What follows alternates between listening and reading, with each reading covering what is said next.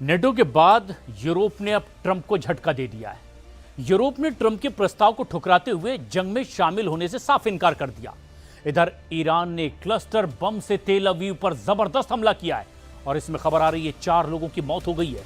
वहीं पेंटागन ने कह दिया है कि इस जंग की कोई टाइमलाइन नहीं और इस जंग में अब तक 2000 से ज्यादा लोगों की मौत हो चुकी है।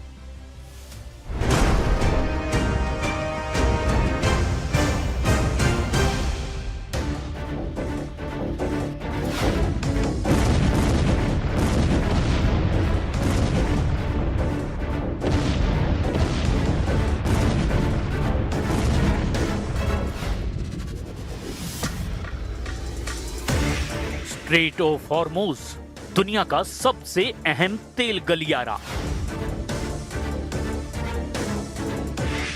हर दिन लाखों बैरल कच्चा तेल और एलएनजी इसी रास्ते से एशिया, यूरोप और अमेरिका तक पहुंचता है। यही वजह है कि इस संकरे समुद्री गलियारे की अहमियत सिर्फ भौगोलिक नहीं बल्कि रणनीतिक भी है। ईरान की तटरेखा इस स्ट्रेट के उत्तरी हिस्से को कवर करती है, जिससे उसे नेचुरल कंट्रोल मिलता है। जैसे ही अमेरिका इजराइल ने हमले तेज किए, ईरान ने इसी भौगोलिक ताकत को अपने पक्ष में मोड़ लिया। यानी जहां उसकी सैन्य ताकत कमजोर पड़ रही है, वहीं उसकी लोकेशन सबसे बड़ा हथियार बन गई है। ईरान ने स्ट्रेट ऑफ हॉर्मुज को सिर्फ ब्लॉक नहीं किया, बल्कि उसे डेंजर जोन बना दिया। समुद्र में माइंस बिछाए गए, एंटी शिप मिसाइलें तैनात की गई, ड्रोन बोट्स और स्पीड बोट्स के जरिए लगातार खतरा बनाया गया।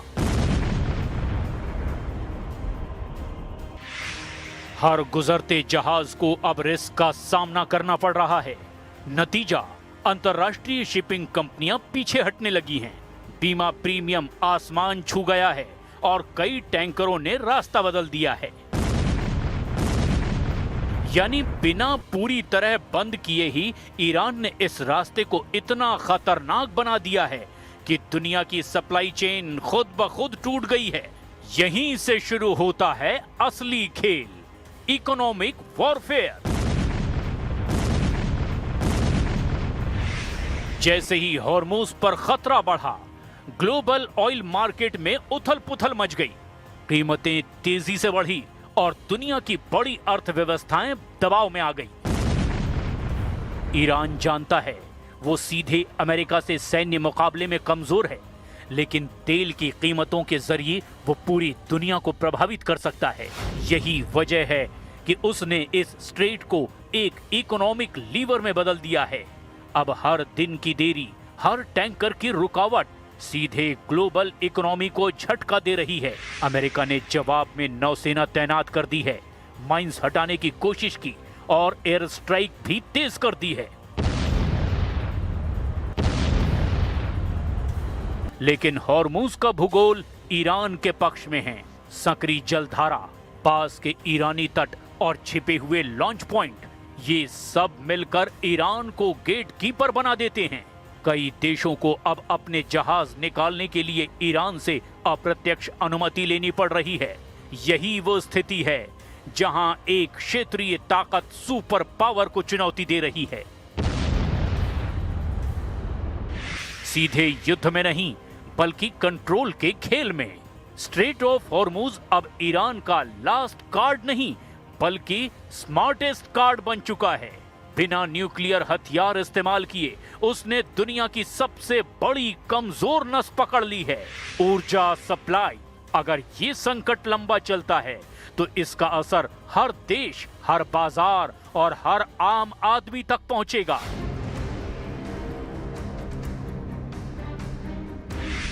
महंगाई बढ़ेगी, सप्लाई चेन टूटेगी और वैश्विक मंदी का खतरा और गहराएगा।